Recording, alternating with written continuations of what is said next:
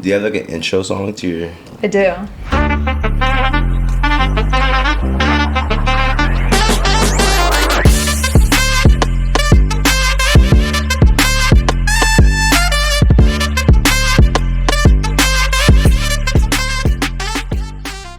Okay. So you've never listened to my podcast? I skipped everything. No, you. And the thing is, like, I'm literally kidding. I actually don't care at all. the thing is, like, also today when I was looking, like, you are really good at like clipping things. Thank you so much. That means a lot. Have you ever heard of DaVinci Resolve? The Like the program? editing? Yeah. So that's what I chose to use, and I'm like still teaching myself it. Like I'm very basic in it. I feel like DaVinci's complicated. It is. Why don't you use like Final Cut? Because I was like, if I'm going to teach myself something, I might as well teach myself the hardest way. one. Yeah, that's it. Yeah. You know? Yeah, I think about that, about everything. What time is it? You were not punctual. I'm not punctual. So you are not a punctual person? You know, whoever sees this is gonna laugh that you asked that. I'm being serious. They're gonna laugh question. that you asked that because it's like the most accurate thing about me. My friends tell me to get somewhere like an hour before. They're like, all right, if you have to be there at 5, I'm gonna tell them to be there at 3. Okay, we're gonna start. All right. David, aka Pharro, welcome to Home with Friends. Yes. Thank you for being here today. You are the second DJ on the podcast. The second, oh yeah. Obviously, Colleen, who I'm so excited to see tonight. You are one of Charlotte's most beloved DJs. I appreciate you. That's so sweet of you. Of course, you know, I knew you were going to wear sunglasses. I literally almost put sunglasses on, and I was like, he's going to wear sunglasses, so I should wear sunglasses. You 100% should have. It's like it's like my like, not alter ego. It's like, I feel like I'm confident with them. Yeah. But I can see your eyes. I thought these you wouldn't be able to see as clear. Oh, I can see like You can directly see, yeah, into your soul. I hate that. I hate that. That's the whole point where I wear sunglasses, to hide from everybody. Okay. Back to the podcast. You're one of Charlotte's favorite DJs. You are here today. Thank you so much for being here. Of course. So you need to forgive me because I'm new to the house scene, right? So I'm learning. Colleen is my teacher. I believe, correct me if I'm wrong, your style of music is Afro house versus like deep house or tech house. A little bit. I mean, yes and no. Like I do play a lot of Afro house, but Okay, like, can you pretend the listener, because like we have listeners like worldwide, you know? yeah, of course. Pretend the listener knows nothing. Explain your style of music versus other types. Oof, that's a hard one. Well, like, I mean, so I generally play like house music, Latin house, Afro house, which is very like tribally. It also just depends on like the setting and stuff, you know. Like, there's very like, I like to play like high energy, but kind of take you through like a journey, you know. Like start off kind of soft with like the Afro house, you know, and like. Remember, we don't know what you're talking about. Like, I'll explain. I know it's hard, but this is why I want you to explain, because like I don't even fully understand. Mm-hmm. So like tech house is a little bit more aggressive. It's 4x4 beats, a simple bass line, and it has a lot more words. And like usually like a lot of like the remixes you hear and stuff, like that's usually tech house and whatnot. A lot of that stuff, like, you know, whenever we go to commercial clubs like Trio, it's usually like tech house. Okay. A lot more vocals, you know. BPM is usually around like 126, 128. It's like, that's how fast the tempo is and whatnot. Afro house is a lot slower, a lot more. It's like a perfect mixture between tech house and deep house, which is like, that's where Afro comes in. It's very melodic, but still has like the tribal sound. Like it has a lot of drums. That's like a lot of the stuff that I play is very drum heavy, very percussion heavy. I could just say drums, but there's so many sounds that go into house music that people would never expect. Like layers and layers of music, of like just different sounds that all come together to make this giant like composition. Yeah. No, I'm learning. I feel like DJs just don't get enough credit, right? So like the goal here today is to like explain what you actually do versus what people think you do. I appreciate that. Yeah. It's so funny because like a lot of people are like, y'all are just pressing buttons. Yeah. Buttons. Absolutely not. Absolutely not. Everything has a purpose. Like everything, like how it's done, how it's delivered, how it's, you know, perceived. Like everything has a purpose. And don't get me wrong, like a lot of DJs, like I might get shamed for this, but a lot of DJs like don't have that mentality to like be able to like think like that. But the ones who are good and the ones who care and stuff, like every single detail that you do behind those CDJs or wherever you're playing behind has some type of purpose. Whether it's like an effect that you use, whether it's a type of delivery you're bringing in a song, whether it's a type of like loop that you have set up, if you do things right and with intention, it all has a purpose, you know. So has that evolved for you, like your style of music over time, or have you always kind of been an Afro house guy? I kind of just got like that over time. Like I was born in Latin America, so I was born in Colombia, South America, so like Shout out Colombia. yeah, shout out Colombia, which they just made the World Cup, so Did they? They did. Nice. Yesterday. Fun fact. But obviously, like being around like that culture and being around like my parents and my family, like growing up, is obviously a lot of salsa, bachata, like a lot of like Latin roots of music and whatnot. And so from that, and then being raised in New York for a little bit. New York? Yeah. Oh, that I was like lived my there. next question. I thought you were born and raised in Charlotte. Born Colombia, South America, Okay. and then I was actually adopted there, straight out the womb. And Straight then out the womb. yeah, we stayed there for like I think like a year and a half. And then my parents were actually already living in the States. They were living in New York. They just went back to Colombia to adopt me, and then stayed there. And then they actually came back, and that's when we moved to New York, to Long Island actually. And I'm from New York too, but like we're different New Yorks. are you like up there? I'm like Syracuse, upstate New York. Up there, yeah. Yeah, I'm like really right on like JFK You're probably. real New York. Not even, honestly, not I know you don't say that, but other people do, and it's so annoying. If I'm I like, say that, people will be like, "You're not even from there. Like you were there for a little bit." Yeah. Which is true. Like I was only there till I was about 12, and I came to. oh, it's a long time. Yeah, I moved to Charlotte when I was around, or Stickwise, when I was like 12, however old you are in 4th grade. Halfway through the year in New York, I like got into altercation in like. This is hilarious. I've never even told this. I got into the altercation like in band class. Exclusive. Yeah, in band class, and my mom's gonna be laughing when she ever sees this. In band class, I got into like some altercation. I was in 4th grade. Like, who the hell knows? Like, what I was fucking bitching about, whatever. But in that school, the school's PS 138, and that school like goes from like elementary to middle school to high school, all in the same building, and like. When you go to recess, there's a giant fence across the middle of the parking lot that separates boys and girls, which I didn't understand that concept. But anyways, like I went to like go to like the band room or something for some odd reason, and then like these high schoolers, like I don't know what it was. Like I had never experienced bullying before. I don't know what it was. But they like Did they bully you? I don't know what they were doing. They were being extra or some shit, and like one of them like rushed me, and I had a pencil in my hand. And I stabbed the kid in the leg with a pencil. Yeah, like literally like stabbed him and ran to like the principal's office. And like the next day we moved to Charlotte. Like we woke You were up. about to go to juvie. Your My parents were parents like, were we're like- out. We're leaving. And I was like, all right, whatever. A pencil's not bad. Nah, My it's- cousin stabbed me in the butt with a pencil. I have lead in my butt On still. purpose? No, he thought he was being funny. Actually, it's kind of funny that I'm saying this because this is like the second injury with the same cousin, but we were just like really close. He loves you. Or Yeah, she he does loves love you. me. It was a he. We were on a school bus and we were in probably 4th grade. He had the sharpest pencil and I was talking to the people over the seat and he was holding it like I was going to sit on it. He thought it'd be funny.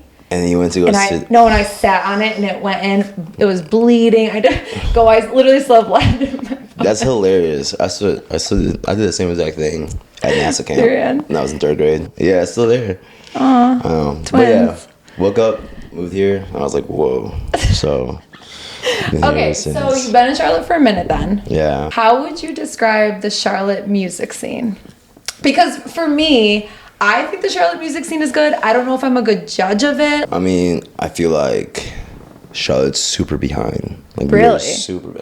Like, yeah, you gotta realize that like this whole like house music and this whole like this thing has been going on in Charlotte for a while, but it's just now surfacing it. Like it's just now like coming like into clubs or breweries or whatever that don't normally like do stuff like that. Like this like whole house thing is brand new. You know, To Charlotte Yeah, specifically. to Charlotte. Like Charlotte had Like, that before. how new?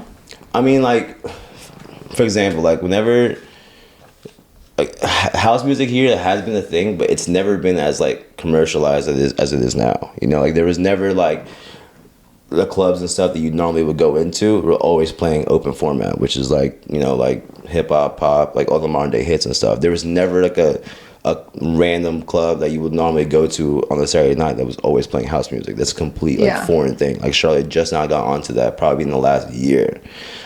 Year is crazy. I mean, there was like the small stuff. Like there was like small, like, you know, like a lot of collectives were doing like their small little things and stuff at like, you know, partnerships with breweries and whatnot, but it was never like as big and generic as it is right now. Right. I've been in the scene since I was 16, 17. I got a job as a promoter at label when I was super young, and I would just do that just so I can be able to like understand like the nightlife, be like involved with the DJs and just, you know, figure stuff out. What were you doing as a promoter? So like what were you doing prior to becoming a DJ? So I lied. I had an ID that said I was 29. I was 17 at the time. The ID that I had was like super light-skinned guy from Texas. His name was DeAndre. And I literally like don't know how I got it. I think one of my friends from cheer gave it to me, whatever, at the time. And then shout out DeAndre. Shout out DeAndre from Texas. I don't know who you are, but you helped me out a lot, boy. But I as at first, like as a promoter and stuff, like I would just, you know, I did that just so I can be able to like understand and be able to like be involved in the nightlife. I was making music at the time, so like you were or not? I was like doing like pop, hip hop, and like I was songwriting for people, for myself. When did you start doing music? When I was 15. That's young. Yeah, that's really young. Like, what inspired that? So I have 4 best friends that I grew up with, and our mindset was always weird. We were always kind of like doing like stuff that normal people weren't doing. Like we played normal sports and stuff, but like our mentality was so different. And at the age of 15, I took 2 tablets of acid, and you know, we're gonna get into this because I'm gonna ask how Pharro came about. Yeah, so like that's like how like. So that was the birth of all of this. Yeah, that's kind of like I'm not gonna lie, like I did that, and the next week I spent every single little bit of money I had. I didn't have much, but I spent everything I had into like music. Like I had maybe $600 in my name, and I had bought like a new software to make music. I bought, you know, brand new laptop. Bought like a small little keyboard so I can be able to make beats, and then luckily. At the time, me and one of my good friends, Chris Buxton, which he's like a really big songwriter now, and he's still like to this day, like he's killing it. He kind of introduced me to this guy who ran a studio, and he was like, "You two have potential. You're gonna, you know, work here. Whatever you need, I got you, and you know, I believe in you. Like I feel like, you know, you guys really care about this." This was in Charlotte? Yeah, this is in Charlotte. And so after that, I was like, "Fuck it, like I know I gotta like figure this out." It wasn't easy, and like, it still isn't. But like, yeah, of course. I was like, "What do I do?" You know, wow. Like, so like at the time, like I was super like upset. At the time, like the phase was like, you know, it was G-Eazy was super big at the time. And like, you know, it was around that era, whatever. And so I was obsessed with that sound of music, and so that's the type of music I was making. Got it. And so I was doing that for a while. And so for me to be able to get involved with the music, especially in Charlotte didn't really have much of that. Yeah. So I was like, all right, what's the best way for me to be able to, you know, work my way in somewhere that involves music? What's the biggest way? Was clubs.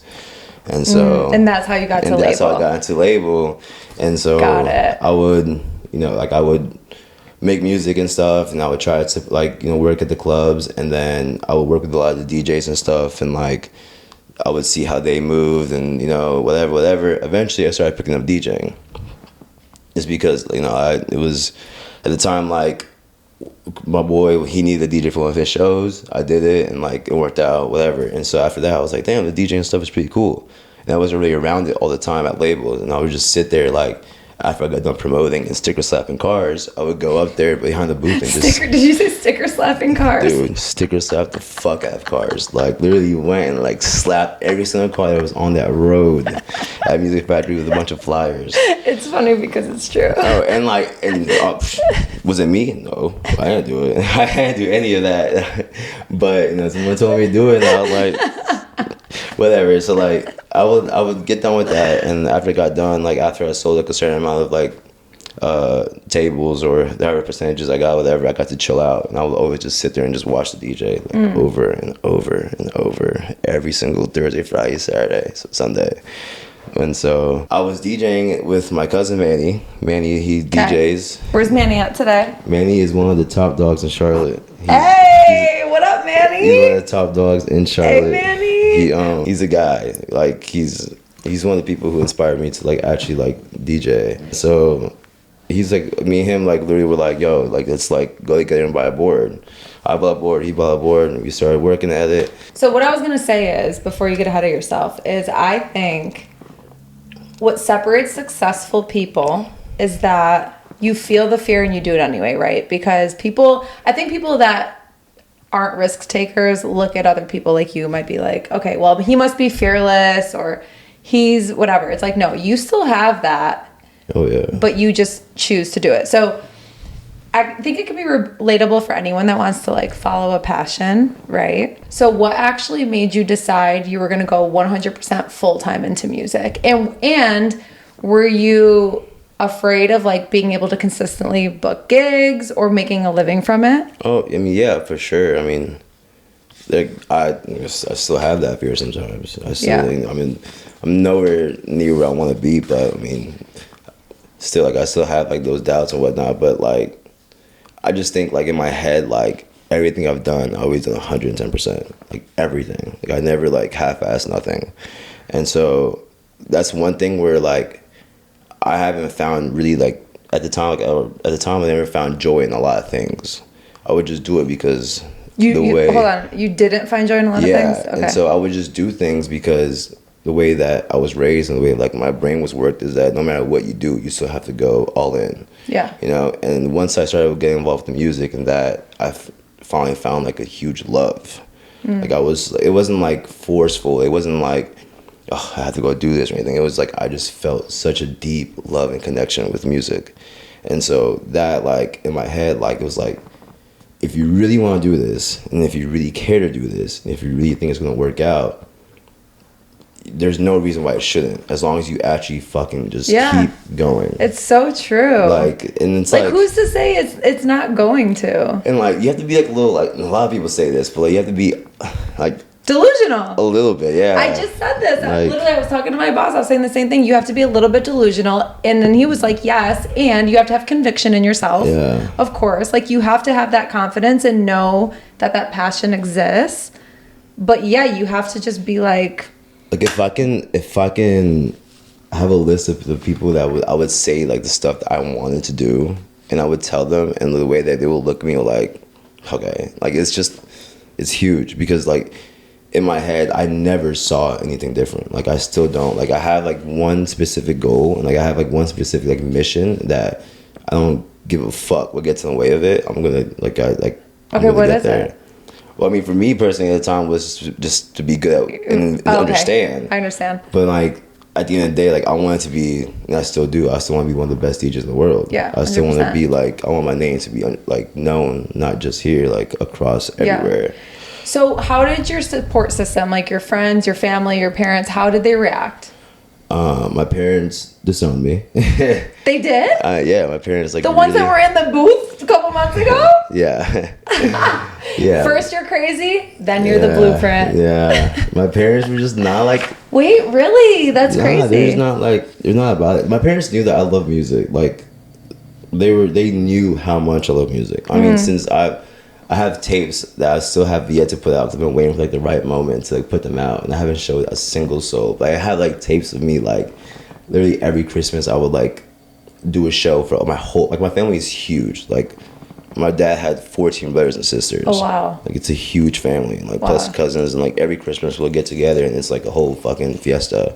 And like every single year I would have a show. Like I would like a DJ show? No, I would perform. Like I would like sing. You would sing? Like leather jacket, slide on my knees, Ricky Martin, like everything, bro. Like Ricky Martin. And like it's like my parents, like I've always been obsessed with it and stuff. And then like as I got older, like my parents saw that I would push soccer to the side and like would and I would care more about music. And like that drove my dad AWOL. Like he was like, dude, what the fuck are you doing? In their mindset and like where they're from and stuff, they don't know no other. Like they don't know, like it's either school or you're gonna work your ass off, you know. For them and for me to be like their only child, And for me to be like one of the first people to try to make it to college and whatnot, like they were like, oh, like, you know, like this is gonna be great, blah blah blah. Until I started making music, they were like, oh no, he's getting sidetracked. But in my deep down inside, like I always knew like they would come around. And when did they come around? It took a while. It took a long time. What was the turning point? I think whenever like they saw that I was actually able to like take care of myself and I was like in a good mindset. They just want to see you happy, probably. For sure. Did you, I mean, you kind of already said it, but did you buy your own controller and deck and just teach yourself? Yeah. Is there anyone today that like inspires you or that you look up to?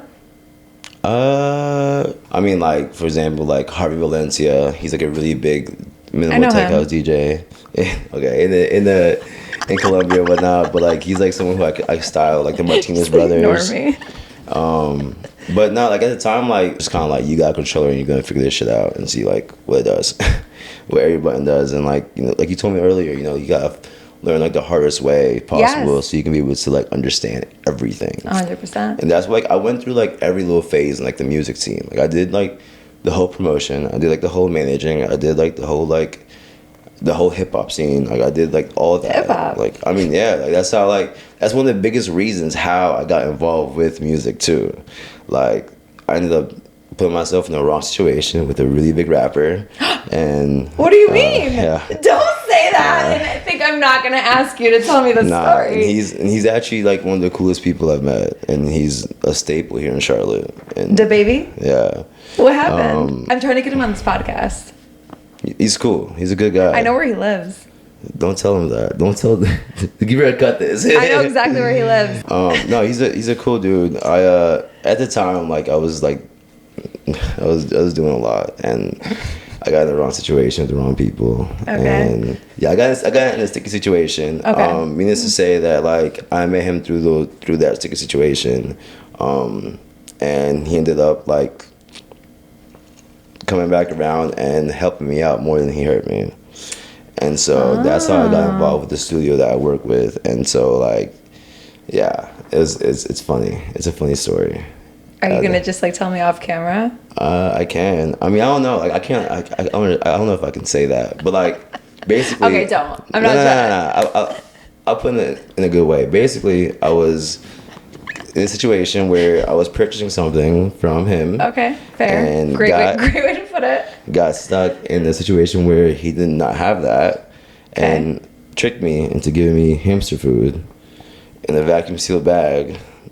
Yeah, and so after a while, he found out where I was and what I did. At the time, I was already working at the same studio that he worked at, and so it came back around. And so like, yeah, and it's like, it's just like a funny situation because like the whole thing how it worked out was because of music. Right. Like one of his boys was trying to get into the studio and whatnot, and like, needless to say, like I ended up being the guy that worked the same studio that he did. So he was like, oh, fuck, like it all just it did not end up well. And so luckily, like, you know, the dude was cool, and he like ended up giving me my stuff back and plus more. And so love it. Yeah. If this ever gets to him, he's on Home with Friends. Oh, God.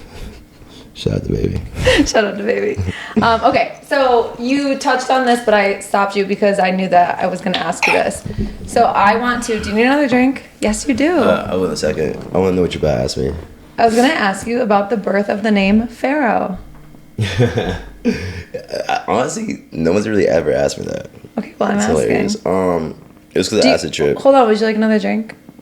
Or do you want to keep going? Because we're like momentum, you know? Yeah, My momentum's foot good. hurts, man. Momentum's good right now. How do you feel? Is this like good. cool? This is actually, yeah, it's my first ever podcast. First ever podcast, and like it's chill, right? Yeah, I've been asked to do a couple, but I just haven't had the balls to. And also, like when people ask me, it just wasn't like the best mind, like state of mind. I didn't hear a word you I wasn't just in the said. best state of mind when people asked me. Oh, like right. I was when people asked me to do a podcast, and I was like, just. It wasn't how things are now. So this is like a good, perfect time. Well, I appreciate you for blessing me with your presence. Okay, so would you like to answer the question, or would you like to pour a drink and pause? Let's pour a drink first. Okay, let's pour a drink and pause. Okay. Oh, I gotta go get ice. You know what I gotta get? An ice maker. Yes. Down here. If any ice maker companies want to sponsor me,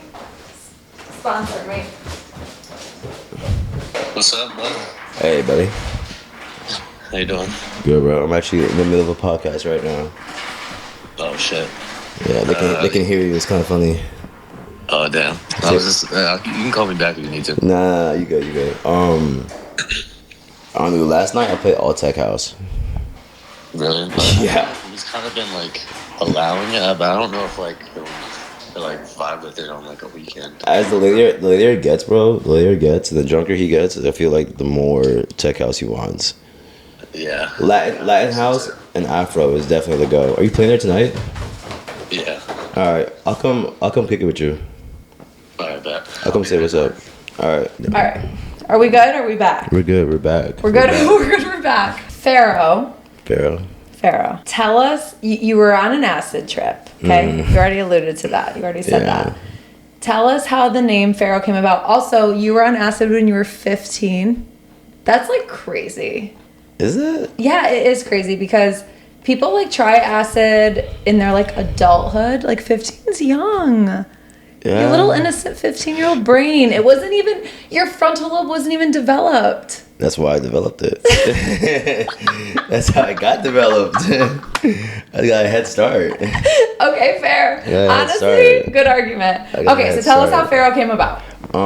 Yeah, I was 15. I might have been 16. 15 or 16, one of the two. I took 2 tabs of acid. That's a lot, right? I don't know. Yeah, it's a good bit. It's a good bit for your second time ever doing acid. Second? Yeah.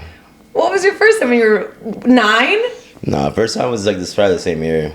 Okay. This is when I was cheering. So like, I was 16, 15. Shout out Katie Upton. Just had to throw it in there. Katie Upton. Shout out to your mom, was miss her. But like, Donna, I love you. Hi, Donna. Yeah, I was in the acid trip, whatever, and I was in the basement of like the cheer mom's house, which is a cheer mom is like someone who like took you in throughout the summer. Yeah. Because a lot of travel, summer camps and stuff like that. And at the time, I was honestly like a nanny. I was like, you were a nanny? Yeah, basically. Like I would like go and pick her up, like pick up the daughter from school and stuff and whatever, or like from like her like volleyball camps and stuff, which was also my flyer. And so like the family and like they were amazing to me. Like they're like some of like the best people I've ever met. The Moriels, love you guys, and they were just super cool, whatever. They took me in, and so like throughout the summer, I would go live with them so I can be able to commute to practice. Okay. Practice and stuff was like 2 hours away. It was in Winston-Salem. Okay. So live there throughout the summer, cool, whatever. So I had all my friends over. We took an acid trip. She was out of town, and so I had a couple of friends over. I'm so sorry. I'm so sorry. If she sees this, we're doing well. No, we got caught. But yeah, so like I had my best friends over. So Killian's he's like my brother. He's like the person who has always pushed me. He's the reason why I actually carry the stuff I do. Like without him, I probably wouldn't be where I'm at right now. Love. Like he's literally like my friends are the same way for me. I don't know what I would do without them. Yeah, and like I grew up as like I didn't have brothers and sisters or anything. So like he was literally like my brother. But we took acid and we literally like, was in the trip, and in the trip like we all were like, when you take acid, you kind of it's called a trip for a reason, because you go on a journey on your own. You know, there's always one person that shouldn't be tripping to be able to kind of like navigate and help you get through your shit, which is my friend Nevada at the time. Okay. Which halfway through he ended up taking the tab himself, so we were fucking cooked. You couldn't help it. He was tempted. We were cooked. And so all my friends, we all took our separate little journeys. We all like, ventured off, whatever, blah, blah. Throughout our journeys, all my friends, we were all doing something already. We already had some type of interest. One of my other best friends, Arnie, he loved photography. He's already doing, the reason why our Instagrams and stuff was already popping was because of him. And so like he was already focused on like social media, photography, blah, blah, blah. Okay. One of the best videographers you ever see. And so he was like focused on that. My other best friend was he's super money heavy, Killian. So like he was already like his chip, like he was going through it, whatever, and he was told that he was a real estate agent, blah blah blah, but he ends up being a real estate agent and doing all that and being the person that you go to when you go to Miami to buy any type of condo, penthouse, or big ass crib in Miami now. And for me, it was the music. And so on that journey, I trickled upon like this little, like in my head, I guess, which I was really in the woods somewhere, I saw like a glowing pyramid that was like this big from like afar. I mean, like from me to like a mile away, I saw like a little glowing pyramid. just like sitting there floating. And I was like, as I would get closer to it, it would get further and further and further away. What a mind fuck. Yeah, and so like, I got to the point where I started screaming for my friends because I was like, yo, come see this, come see this. But they were all on their own journey, which that's how it always ends up. You end up like trickling by yourself and go on your own journey, which becomes the trip. And so I'm out there like trying to, like look for it, like get to it. And I finally like, I trip and like stumble like on like something. I'm like laying there. And like, I'm just like staring at the sky and like the trees, and like I see like a floating like dust somewhere. And like it wasn't dust, it was really mosquitoes. Like bugs or something. I'm seeing it like it's like a floating dust, and the pyramid's like just sitting on top of me. And like something like, like those like, when you think of Egyptian times, you see like that giant like Egyptian eye. I was sitting there looking, and like I see that. And then I saw a prince, which is a pharaoh. A pharaoh is a prince in Egypt. And I saw a prince, and like in that whole like 30 seconds of me probably looking at this prince, there was like a movie, like, like whenever you fast forward through a movie, yeah, there was a lens going behind him, and there was a whole like timeline of things. I saw a crowd, I saw lights, I saw like all kinds of stuff. You saw your future. That's what I think. I saw things so like, I saw things so fast that I got up and I ran back to like where I was at, and I started typing on my phone, and I still have this day. And like, you gotta save that. Started it's like typing, blah blah blah.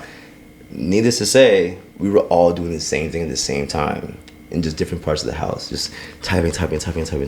Next day, we all get together, blah blah blah, and we're like, bro, you should have seen what we saw, blah blah blah.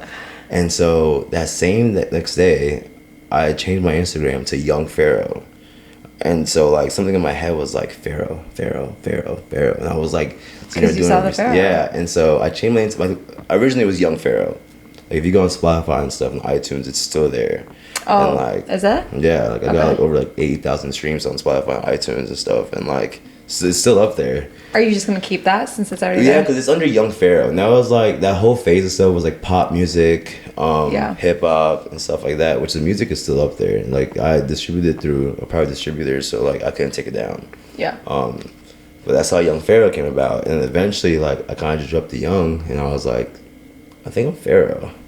Okay, but hold on. Why do you spell it the way you spell it? Because the real spelling of Pharro. It's not the way I spell it. PHAR or PHARAOH. Yeah, and when I spelled it, I don't know why I spelled it like that, but I was making my logo like I just spelled it like that, like PHARRO, and they kept trying to like readjust it to like normal spelling. I'm like, I don't like that. Yeah, like, I like it. I don't like, and also whenever I typed it on like on YouTube and stuff, there was really a Pharro out. Oh yeah. And so I was like, so that makes you different. Like PHARRO. Yeah. And if you see it, wait, what are you gonna say? Pharro? Like no, it's Pharro. Yeah, and so it's like naming a business or a kid or whatever. It's like you got to make it unique and different. Yeah, and so like, I kind of just stuck with it, and I love it. Ran it up, and so now it's like. And now you're Pharro. Now I'm Pharro. I'm introducing you to my friend. Would you rather me be like, this is David or this is Pharro? I have no idea. I have really no idea. Like a lot of my friends, they call me David, but like whenever they're. But I'm talking like someone like I met you as Pharro. Yeah, but that's what I'm about to say. Like, but like a lot of my friends now and stuff, like especially out in DJing and whatnot, like when they go and introduce me, I never hear David. It's very, very rare you ever hear the name David. You know, and so like I'm just like, all right, I guess Pharro. That's when people call me, like they're like, so what do you want to go by? I'm like, whatever you know, whatever you met me as. Whatever feels right. Yeah. Okay, so you come up with Pharro, you come up with the name. So now we have to pivot into like building a brand, okay? Yeah. So we're gonna go into like the business and marketing side of everything. So prior to Gangstarz, which I want we'll get into that in a second. How were you booking venues? Like, were you solo? What were you doing? I was solo, and I had help with like other collectives. So like just reaching out to people, and a lot of the people would like they'll see my social media or they'll see like me playing and they'd be like, all right, come and give it a shot or whatnot. Okay. And once you did that, it connects you to like once you do it one time, if you do a good job, then you're hooked. Like you'll probably be in rotation with other DJs. Do you know where Laureen like found you and loves you? No. You Wait. don't? No. No, I don't actually. Pisco Seca? Yeah, I do remember. I do remember. Yeah. So I like, what do was that grind remember. like? Like, how did you get that gig there? And were you part of Gangstarz at that point in time? No, Gangstar wasn't even a thing yet. So I would. It's gonna sound really bad. So a lot of collectives would book me. It's like Radical Grove. When you say collectives, what do you mean? Collectives are groups, organizations that promote a music group and book you out. Okay. So like Radical Grove is a pretty big collective for open format across Charlotte. So a lot of the clubs, bars, venues, whatever, they go to Radical Grove to be able to book their DJs and whatnot because it's a reliable source and they have a good decent DJs. But at the time, like I was working with them, I had the opportunity that they'll give me gigs here and there, blah blah. And then 2429, which is another collective. Boss Austin, which is also, he's like a big staple in Charlotte as well. He would book me out too. But what I would do is whenever I would get booked out, I wouldn't just DJ. I wouldn't just like go and like show up and play.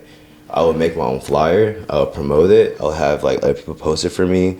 I will always have someone to come and take videos of me while I do that. I would send it to the venue while I got done. Yeah, you're grinding. And then, yeah, because like anybody can get booked out. But like, what sets you apart from everybody else? Exactly. And I would also like, when I would play, I would kind of like, like dip and dabble in the house music to try to get people warmed up to it. And so a lot of the places I played that I couldn't play house music, but I would just still do it regardless. What were you playing? Like open format, like hip hop, rap, R&B, like all that stuff. Like I used to DJ at Union every Friday. Damn. In Union, it's like a very like heavy hip hop. Yeah. Like stuff like that. Tiber Creek. Tiber. Oh yeah, upstairs. Tiber Creek. Oh, I shook my ass up there for sure. Tiber Creek, Small Bar. I used to throw parties at Small Bar in Fort Mill. Small Bar has a Fort Mill location? The best location. Way better than the one here. I mean, there's two here, the Music Factory in South End. Yeah, the one in Fort Mill is twice the size. And Damn, it has didn't like know 6 that. volleyball courts. It's super nice. In summer, it was one of the best parties I used to throw. Damn, okay. And then I would like do small things like at like in Kingsley and Fort Mill. I would do like small little get-togethers and stuff. I would do like parties there. And eventually, like, as I got booked, I kind of like was like, well, if you're booking me and like I can just directly just come to me, just let me know what you want from me and like I'll take care of it rather than going through a collective. Yeah. Okay, so then Gangstarz. So I met Ian probably like August of last year. Oh wow. Yeah, I met Ian in August of last year. Oh my god, happy 1 year. Yeah, we celebrated. Did you really? Yeah, we did. Cute. We did. That's my dog. Like Ian, kind of like. That's my dog. Yeah, and like I love it's it. funny because like he was just starting to get into DJing. He wasn't DJing at all like that. I was really like in like my 12th year in DJing, whatnot, doing this stuff, whatever. Yeah. And at the time, like I was throwing these parties at Whiskey Warehouse. Whiskey Warehouse was like we're like Big Plaza, great again. Yeah, Whiskey Warehouse was like I feel like Whiskey was like one of the biggest like turn-ons for me because that's where I met Ian. Like Ian would come to some of my stuff, and then we started playing there together. And Okay. I would do these things called This Is My House, and that's where This Is My House started. I would throw stuff like that there, whatever. And after a while, like once we used to play together, we just kind of like stay together. Like I was like, yo, you want to come this weekend? You want to play with me this weekend? Blah blah. And then eventually, like he had his collective with Nate called Gangstarz, and he was like, hey, like So he already had that. They were starting to like come about it and like like address it, and then probably like around November he was like, yo, like I have like this collective, whatever, like let's just start doing stuff under Gangstarz. And so I made the logo, like I made like the whole idea of like the logo. You were the of it. creative little genius? Well, no, we all played parts. Like so, like Ian and Nate both created like the name of it and stuff. And so like I was like, let me make you guys a logo. And so I made the logo. And so like his idea, he was like, hey, like you really have something. Pharro's really a brand, So like we'll just do shows together. We'll put you on, and like we'll use each other to like feed off each other. That we started doing it, and eventually it was like, bro, like we're both killing it. So like we kind of like joined forces, and so like I was already picking up. I had all of my own accounts at the time, so I had 4 different places where they just, they were like loyal to me. So that's what I was going to ask you. So I feel like right now, if I'm missing any, let me know. So regularly, I feel like you're at Dahlia's, Hoppin', Must Be Nice, and RSVP. Am I missing any?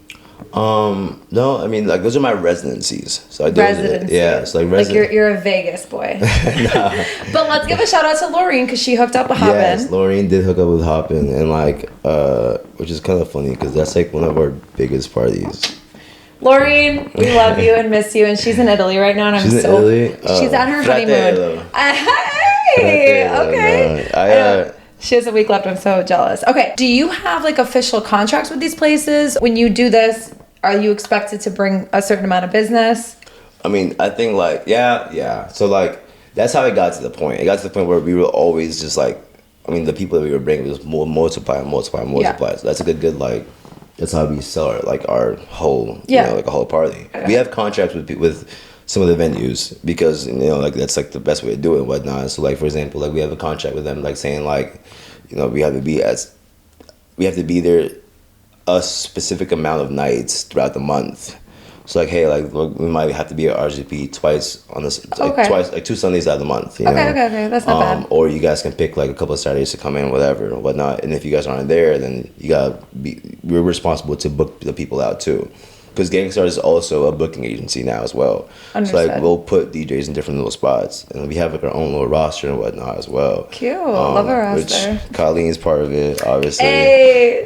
Ian's been cooking up the website and it looks crazy, and so Ooh, like I need him to help me build a website. the website looks super sick, and like part of the website, I mean the website has a whole roster. Is it live yet?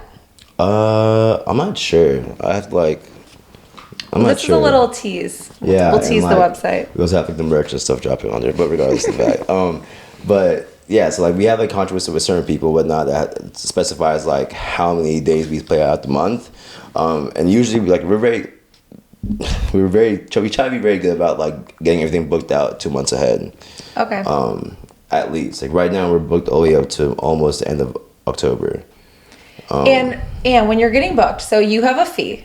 Like, okay, Pharro's playing, he's X amount of dollars, and then you're getting a percentage of the bar tab, correct? Yeah, it just depends. So like if it's a Gangstarz event, if it, like Gangstarz event, like we have a certain base fee that we have, like, the venue has to pay us, and then we get a percentage of the bar depending on the place most of the time. So like certain amount of hours, like you're here 9 to 2. From 9 to 2, you get a certain percentage of the entire bar tab. Yeah. So like when I spend $400 at Dahlia's on a Sunday, You're contributing to my pocket. I'm contributing to your pocket. Yeah, but I mean that's also You're like welcome. That's also part of the reason like what we do, because like, we don't like, that's the thing though, like if people can see how much work gets put into like actually making these parties. Tell us. Like it's not like That's what this is for. like it's not like that. It's not like we're like, I mean, shoot, like we have over 50K worth of equipment, and like just that alone, like that's so much equipment that we have to set up. How long does it take you to set up and take down? Approximately 43 minutes and 27 seconds. We timed it. Just you need to do a TikTok. You need to set up a phone. Just depends. So like if me, all right, then Ian's gonna laugh at this. If we are coming off a bender the night before, okay, we usually set up faster because we're over it and we just don't talk and just fucking go. Okay. If we're coming, I get that. But if we're like, hey, what's up? How are you? Fuck. Chilling. I totally get that. That's the worst too. Like, oh my god, at the end of the night sometimes, like when we're like a little tipsy or whatever, and like, oh, dude, packing up is a shit show. That's why we also like charge as much as we do, because like whenever we do these events, it's not just us playing. Like we try to like bring out as much production as possible. Like we throw shows. Like it isn't like a fucking like. You can put on Spotify and just have a background DJ, you know? But no, we put on fucking shows, you know, like, and that's kind of like why we care. Like that's why we charge the way we do and stuff. It's because I mean, bro, setup You've is told insane. me before, maybe you were drunk, but you've told me before that it took you 3 hours to set up. Dude, there's been times that's been long as. Missed my mouth. Dude, honestly, it also depends on the spot. For example, Dahlia's is one of the hardest spots for us to set up at. Just because like the elevator, having to put everything in there, like it's annoying. Insane. Like the thing is that we have everything broken in between 2 cars. Like Ian has all this stuff, like all the big stuff, like the subs, big studio speakers. Big speakers, monitors, CDJs in his trunk, and a big ass fucking table that we literally haul around everywhere. And I have like all like the equipment for like the table, for the boxes, for the speakers and stuff like that in my car. So like whenever we pull up, like we literally get out, start pulling stuff out, stuff in the elevator, go up, and have to break it all down again. Yeah, that's annoying. And most of the time, if it's just me and him, like I said, just depending on the place, it usually can take, I mean, if we're fast, it might take 47 minutes. But there's times that shit takes 3 hours. It's because, like, people spill drinks. Then, like, we don't want to put all, like, the stuff back in the bag all nasty and shit. Because the next time we pick it up, it's going to be disgusting. Yeah. So we have to wipe all the cables down. Then, like, oh, that's so annoying. Unclip all the zip ties. We probably go through maybe 150 zip ties a night. Because everything is zip tied. Everything. We learned our lesson so many times. We zip tied the lights, we zip tied the fucking cables, we zip tied everything. There's tape everywhere. And we try to also be like cordial with the venues. We don't try to like fuck them over and just leave a bunch of shit out too. And so we try to like help them out and like try to make things you know, like that's why things kind of like take time a little bit. How many nights are you playing right now? I mean, this week I did Wednesday. Actually, I'm off tonight, but Thursday, Friday, Saturday, Sunday. It's like 4. Do you think that's a good balance, or like would you prefer more or less? I want more. You want more? Yeah. What would you prefer? Every night. Really? Maybe just one night off. Every night? Yeah. Even for like your mental? Okay. Yeah. Fair enough. So when do you sleep? That's the problem. I don't. I suck at sleep. Sleep is like my worst thing. Like I literally am so bad at sleeping. Can you walk us through, let's do like a quick like week in the life of Pharro. Okay. Starting on what, Monday or Tuesday? Let's start on Monday. All right. The only reason why I say that is because Monday's my Sunday. So, okay. Start on Monday. Go quick each day. Monday, I'm rotten. Because I'm like still recovering from the day before, from the weekend, from the bender. So, like, especially if I'm not, like, I don't always have Gangstarz shows. Like, I also have my own brand, Pharro. So, like, sometimes I might fly out and do a show somewhere else, which I'm starting to do that a lot these next couple months. So I'm gonna be a little bit more careful with that. But Mondays I usually rot, get my life together, and eat a lot of food. So I don't eat on the weekends. I suck at eating. So bad. So bad. Tuesday, pickleball. Pickleball. Where do you play? Everywhere. Rally, Freedom.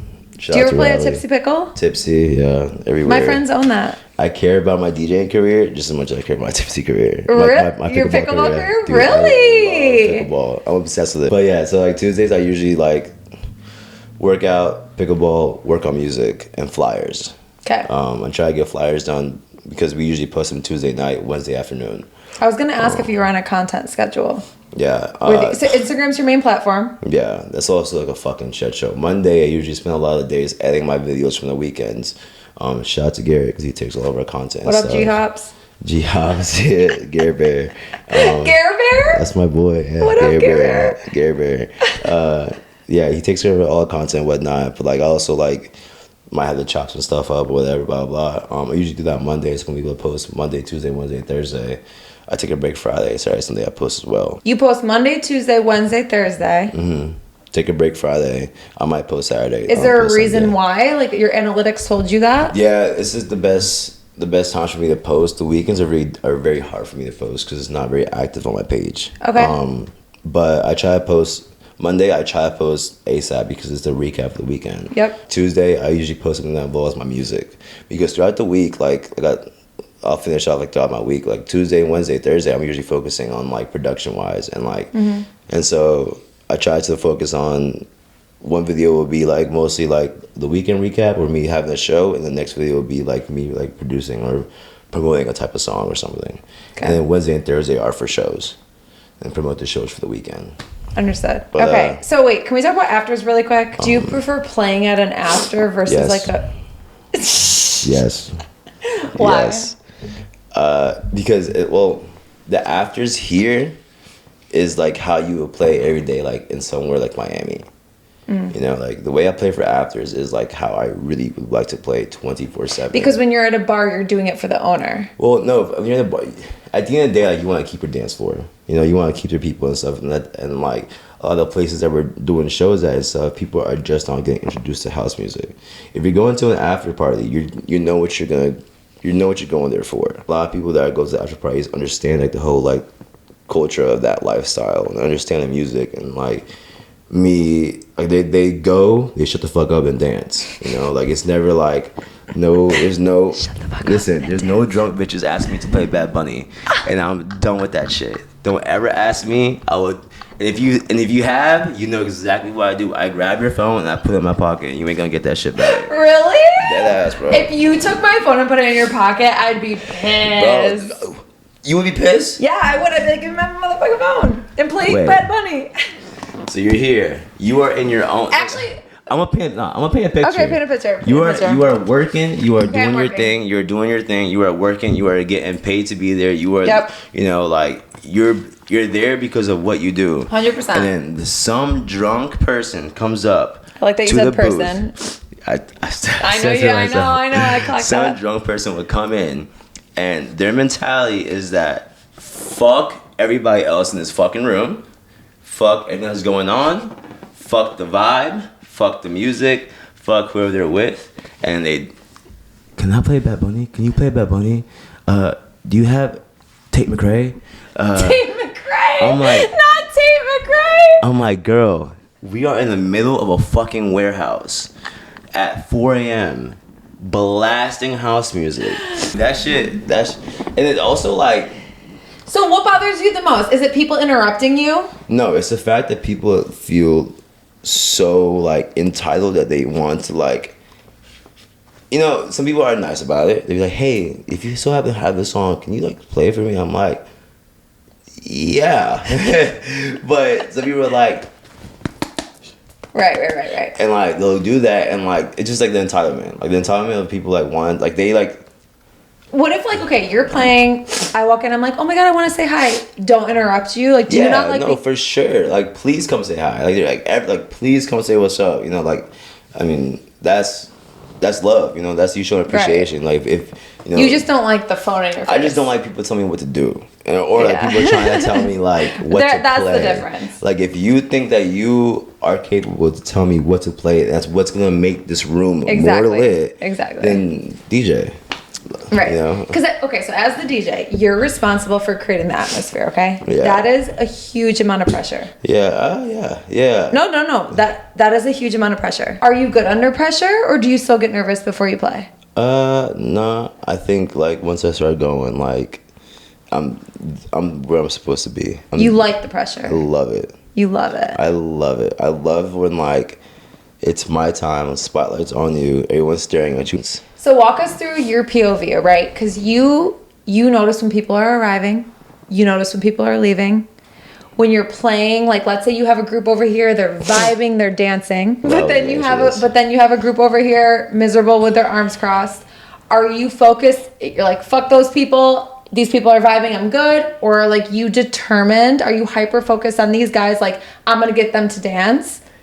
I think there's a reason why people who have ADD are good at DJing. Because they can pay attention to AD, like you can't focus on one thing, but there's so much going on that you kind of just have to like conceal it, right? So like for example, I'm trying to explain. Like for example, like there's Susie and John are over there. Susie and John. They just walked in. They never heard house music before, and everyone over here is like, you know, grooving hard. Yep. You know, every time like when I'm DJing, like my whole thing is to try to like always make the dance floor a lot tighter. And tighter? Tighter, yes. Okay. And so like whenever I play, like I always try to like, all right, I'm trying to explain this like the best way possible. So when I'm DJing, the whole thing is to like always try to just increase the dance floor and keep it super tight. That's just my mentality. Yeah. So whenever I'm playing, I see the people. I see the people. Demographics are huge because, you know, you have to be able to like, you know, you can't be blind to it because a lot of people. Yeah, like, do you have a playlist going into every night, or do you just wing it? I'm just winging it. Like, I'll probably like download. Like, I have like a certain type of like the way my music is set up. It'll be chaotic to every other DJ, but whenever I look at it, it's based off like of vibes and timing. So like I have like peak songs that are like when everyone's rolling tits, songs when everyone's like at the afters, when it's like intros, when it's like dead, when it's like a sorority party. Sorority. Yeah, white girl house, really the name of it. But like whenever I'm playing though, like especially in places that are catered for the house music, if you do it right, every single loop groove collects more people. So like, let's say I start the night off and there's only 100 people there, or say, sorry, 100's a lot. let's say 7 people. Those 7 people, once I see them like bopping left and right, I'll have them there. I see 5 more people walk in, right? My job is try to get the attention of those 5 people that just walked in and get them there to that loop as well. Got it. While still keeping the people on this side that was there earlier still looped up on that same groove. Every time like a new collective of people comes in, I'll increase the loop or I'll, capture it again. So if you do things right, by the time, like an hour goes into your set, if you do it all correct, you're patient enough and you care and you see the people, over time it just starts getting a little bit more closer and closer towards you. Then you have everyone doing this. Everyone's back and forth. So crazy. It's insane. And then at the time, there's sometimes you have to build tension. What builds the tension, when you build it, is what keeps people's attention, and that's what makes them stay there longer, because then they're always expecting it more. If you do it right, that's what they're excited for, especially when people are on drugs. I mean, dead ass. When people are on drugs, like that, like all that stuff matters even more. So as I do it, I'll try to always just like get control of more and more and more people. If I ever see somebody go to the bar, or if I see like a group of people go to the bar, then I feel like I did something wrong. Or maybe I feel like... I don't want you to feel that way. I just need another drink. I know, but sometimes people want to drink, but like, you can tell when the vibe switches up a little bit, And then when that happens, you have to recreate that loop all over again and start the process again. When you do that right, by the end of the night, and you have a good long set, the dance floor is going to be full. It's gonna be like, but yeah, that's kind of how I kind of like take it. I'm kind of a nerd when it comes to like DJing. Yeah, like, I'm like obsessive. But that's why you're good at it, because like you care and you actually look at those things. Yeah, I like to think that. Actually, last night someone told me that for the first time, and I was like, what'd they say? Trife, which he's a really big DJ in Charlotte. He's one of like the OGs and stuff. He was like, dude, like you care. Yeah. Like, you care a lot. Like, not just like being here and like you don't care just about like extra stuff. You actually care about playing. And I'm like, bro, that's the only reason why I'm here.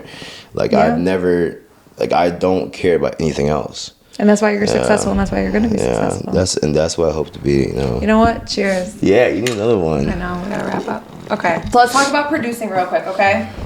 So what is the long-term goal? Is it to produce and release singles, or is it like to produce a more cohesive project, like an album? How many songs have you produced? Probably like, right now, probably like 20. Oh my God. 20, do you play 25? them? Sometimes like, and I feel like I just got to like the pocket of making good music. Like, I just got to like the understanding of like, okay, you got it now. All the songs I did before were just practice. Until now, like, I finally like got the hang of like what I want to do and how I want to do it, and I have like way more of like a good mindset of like understanding what I want to come out of it. So what's your long-term goal? Is it producing and DJing, one or the other? Yeah, so like when it comes to house music, like you have to do both. House music that's how you get to like the other level. That's how you get to like festivals, playing at Ibiza, playing at all those places like that, playing like, Printworks and stuff like that. It's because the way house music is set up, it's not like any other type of genre of music. Every type of genre of music has very, very high, huge labels. Yeah. Honestly, every genre of music is ran with the same 4 labels across everything, which is Sony, RCA, Interscope, and it might be one more. Dreamville. I'm just kidding. Wish. When it comes to like house music, most of these DJs and stuff, they're already out. Like all these big DJs like Pazza, like John Summit, Dom Dollar, like all of them, they have their own labels. Like John Summit has Experts Only. Pazza has Solid Grooves, and what you do is that you submit your songs, because like house music is very, very, very like underground still. Like when it comes to like music being played, music being sent out to labels and stuff like that, like you just do that all yourself. Like I have a program where you go through and you could directly submit all your songs to every specific label you want to. And like out of those, like whenever you send it out and stuff, like for example, Mood Child and Cyrus Hood, they're very, very big like DJs and like very big label. They like one of my songs and they're like, hey, we'll support it. And it doesn't mean like they'll sign it, but they'll play it. Which is super important because if you capture that moment of like a big ass DJ playing your song at fucking Pacha, then you're fucking of course. You're straight, you're set.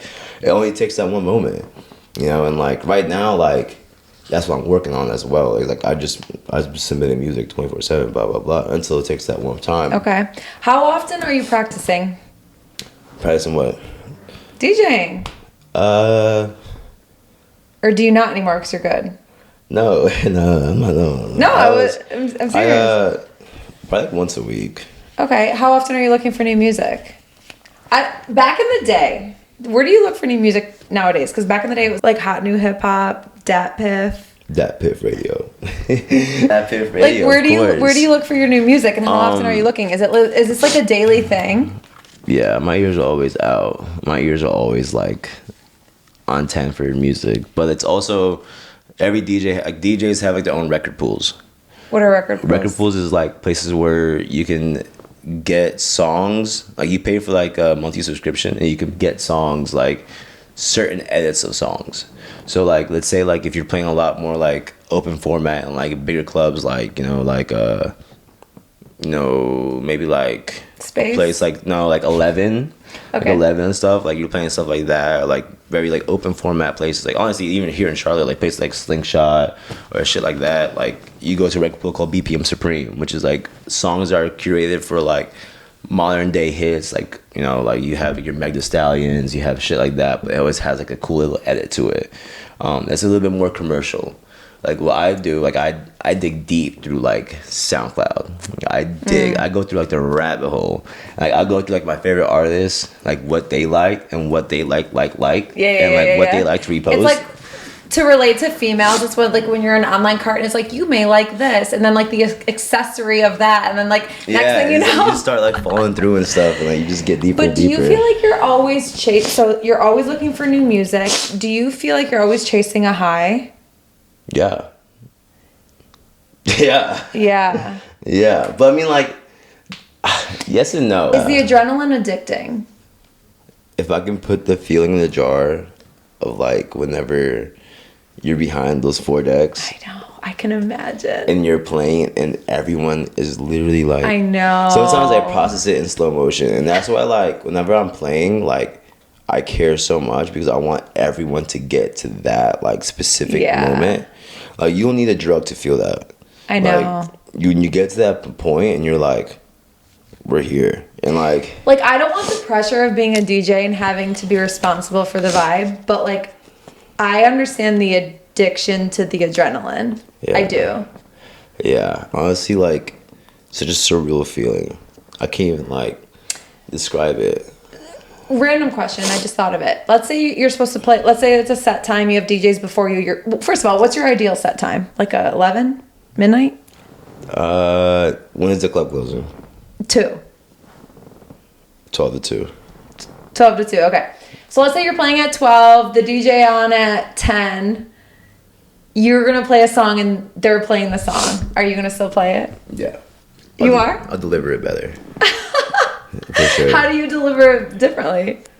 I don't know, like, just the way you do it. Like, that's like something I'm super anal on. Like, I'm super, like the way, like, I bring songs in and the way, like, I, like, make build-ups and stuff is very odd to other DJs.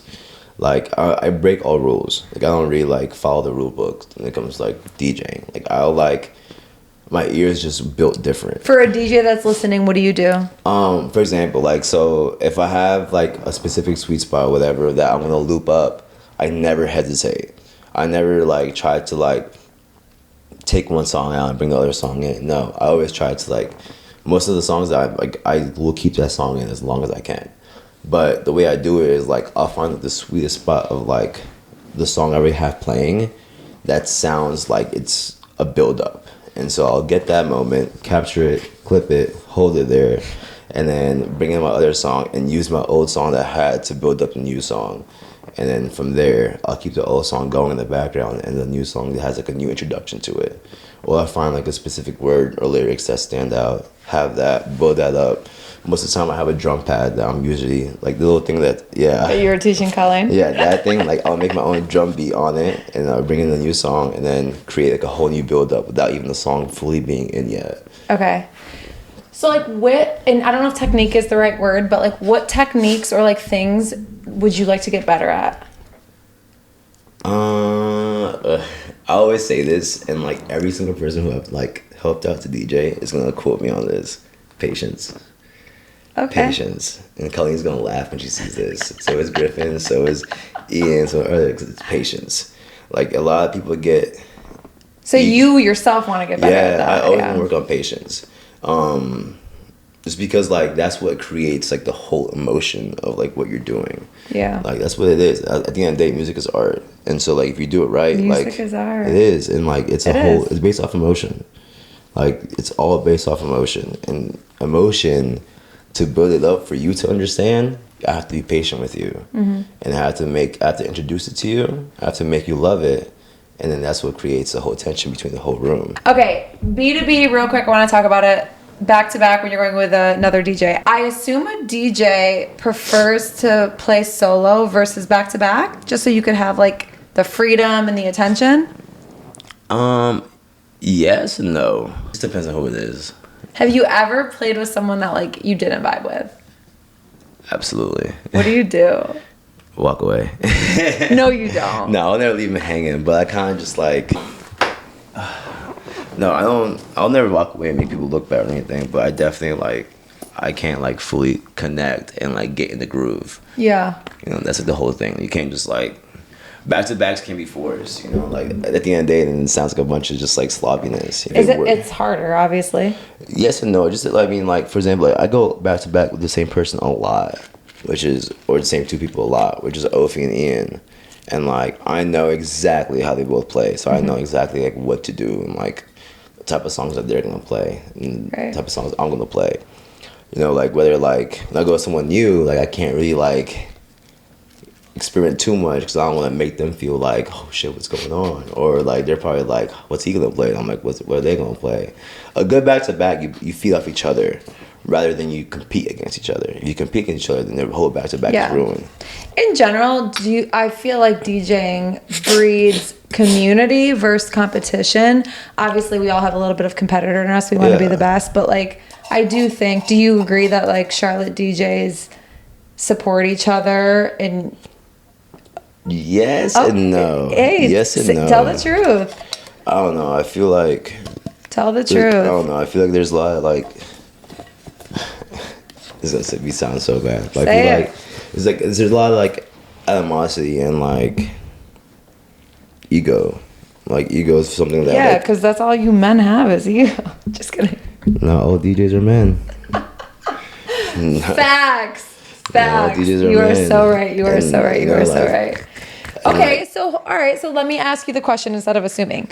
Do you think that being a DJ in Charlotte breeds community or competition? Right now, it's competition. It's not community because, like for example, the way I did the one thing that I was told since I started DJing was like, don't step on anybody's toes and always like like don't burn bridges. Be respectful of everyone you work with and like take care of everybody. Love that. You know, because that's how it all comes back to you, and that's something that like I've always taken care of. Like whenever I'm playing at a venue, whether it's me talking to the employees, the management, whatever, booking, whoever the fuck it is, I'm always gonna be respectful. Or if someone books me, takes care of me, like I'm gonna be very appreciative and grateful for that, for the opportunity. A lot of people just feel like entitled that they deserve something without putting the work in it. Or they feel like, they're like, why aren't you booking me? Why aren't you doing that? Blah, blah, blah. And it's like, dude, like there's a reason why, like, you have to be respectful. You have like, there's people who did this before that you have to like, like you have to not like worship, but you have to like make sure you are respectful of their steps. Yeah. Because without those steps, you wouldn't be in the situation you are in right now. Absolutely. So like, there shouldn't be like an ego like animosity of like you being like, oh, you should be booking me for this. You should be booking me there. It's like, why should I? If you're gonna be like that, like. I feel that. Okay, so let's wrap talking about your cannabis line that you have here. Where is it? The cannabis line. Can I hold it? You can. It is called Pharro's Tomb. Actually, Tomb Kush. I changed the name. Oh, Tomb you changed Kush. the name? Tomb Kush. Yeah. Tomb Kush. Because I didn't want to put Pharaoh's Tomb because, like, I don't know, I was trying to be, like, some type of, like, discreet. Real quick, why did you start this, and what kind of high is it going to give me, and where can I buy it legally? No, this is it's in one dispensary as of right now in Charlotte. Sorry, I wasn't listening. It's at one dispensary in Charlotte called Where's that? Legendary Dispensary. That's Legendary Distro. They have like a small little location like in South End, but it's a hybrid. So you kind of like have like a little like chill, but then you don't feel like stuck. Will I get giggly? Yes. I love a giggly high. I love a giggly How long have you high. been working on this? A year and a half. And why did you want to start your own cannabis line? It's been my dream for so long. Why? So like cannabis has been like a part of me for a long time. Like I love my little weeds, you know. I've always have and I'm also like the most ADD anxious person you'll meet. I didn't know you were anxious. all the time. That's why I smoke so much. Really? But like yeah, like Oh my god. it's kind of funny because most people don't think that. But yeah, one of my goals, which is kind of like funny to say, was like I've always wanted to have my own line of cannabis. Whether it's like as I got older, I have like my own dispensary, whatever it was. I wanted to have like my own like little thing going on, and so right now, especially in North Carolina, it's a lot easier to do that nowadays because of the way that the legality is with like deltas and THC and shit. Yeah. So it's legal. Yeah, you can like get in the dispensary or not. Okay. And shit. Yeah, it's legal. So can we order, like we just got to go to the dispensary? No, you can. Where do we get that? Where do we get it? actually go like online and order it. And does it get And, delivered like, to your house? Yeah, within an hour and a half. An hour and a half? What is this, Amazon Prime? Pretty much. Pharro Prime. Pharro Prime. Yeah. Wait, I didn't realize that. Yeah. Okay, love. I did it as legal as I could, and like, I mean, like, it's. How did you even start this? Did you like have someone in the industry? Yeah, I had an investor reach out to me who's like he's a cool dude, one of my like regulars that comes to a lot of my shows, and he was like, yo, do you smoke? I'm like, dude, yes. He's like, I have my own farm, and like he has his own like dispensary. He has one here, he has one in LA, and he was like, hey, like it'd be sick for you to sponsor me, whatever, or for you to like, you know, smoke some of my kush. And I was like, wait a second, how could I possibly have my own line of weed? Like, how can I have my own line of cannabis? Like, what can I do? And he was like, do you really want that? And I'm like, yeah. He's like, well, if you really want to do it the right way, which is like how I wanted to be able to go and like try strands out, I was just gonna different ask. ones, like fuse them, like do them right, like see like what I hated. I went through a whole like 4 months of trying different types of strands. Well, I was gonna ask because I watched a documentary on Netflix once. I don't remember the name. Don't ask me. It was years ago, but it was about how like nowadays, if someone tries to say like, oh, this is a sativa brand versus like an indica brand, it's like, or strand, not brand. Oh my god. It's not. That's not even legit anymore because they're all grown together. So it's like, how do you really know what's happening? It just depends like who you're working with. The nerds, the people who care so much about the bud that they like cultivate it a certain way is the people that you should work with because they're the ones who like cultivate it from like So where are your guys at, Cali? One of them's here, one's in Cali. They're partners. The main guy's here, which here you have to have it. It has to be a certain percentages that you meet through Delta 8, through THCA and whatnot because that's how it's legal because of THCA. There has to be a certain like percentages between both to be able to make it legal.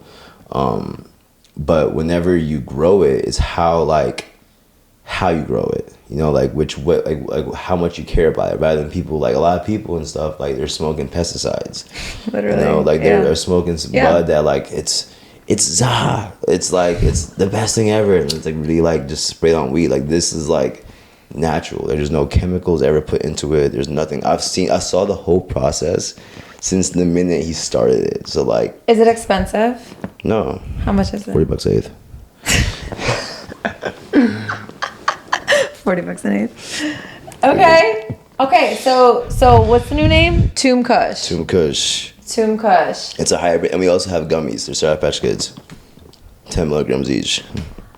I love a gummy. Me and my girls, can I have some, please? Yeah, I'll bring you as like some. a promo. I'll bring you some. I took a lot the other night. I shouldn't have taken that much. I took 6. You took 6 gummies tonight? No, the other night, like 2 nights ago. Oh my god! I was like, you did a great job. You did a great job for 6 gummies. You would know. Damn, that's insane. Okay, listen, we gotta go because we have Colleen's show. We gotta get out of here. I always end. I know you never listen to an episode. I always end an episode with a fun question, or a random fun question. Okay. Okay. So for you, it's gonna be a would you rather. But I need to kind of explain the would you. I need to give you like stipulations for you to understand. Okay. And this was inspired by the fact that I was at work today. So for the listener, a borrower was sending documents to us today, like took a screenshot, and his camera roll was under the photo. And in the camera roll, he was having sex. That's insane. With somebody else. And it was just like the funniest shit that's ever happened in my 7 years at work, and like literally had a ball with it today, all day today. Imagine that being your client. So here's my question for you. Would you rather every set moving forward, okay, not every beat drop, but one time a night, just when the beat is about to drop, music goes out? Or would you rather accidentally send an explicit nude to your mom? To my mom? Yes. Alright, so either my music's getting cut out before every drop, one time every set. Right before the beat's about to drop, you don't know which one. Music cuts out. Randomly. Yeah. Just one time though. Yeah. Or I send one explicit picture by accident to my mother. Yes. How explicit? Like explicit. Like, I think because I saw my mom today, that I'm gonna have to go with Poor mom. Yeah, I'm gonna have to go with my song getting cut out. Dude, my mom is probably like the smallest little, like scariest little woman you'll ever see. Scariest? She's a sweetheart. She just beats the shit out of me. Literally still to this day. Okay, so you're gonna pick music going out. Okay. I think so. I have to. I couldn't do that. I could never look my mom in the eyes ever again. All right, Pharro, David, thank you for coming on Home with Friends. Thank you for having me. My first podcast ever. That's a wrap. Thank you. You're welcome. Bye.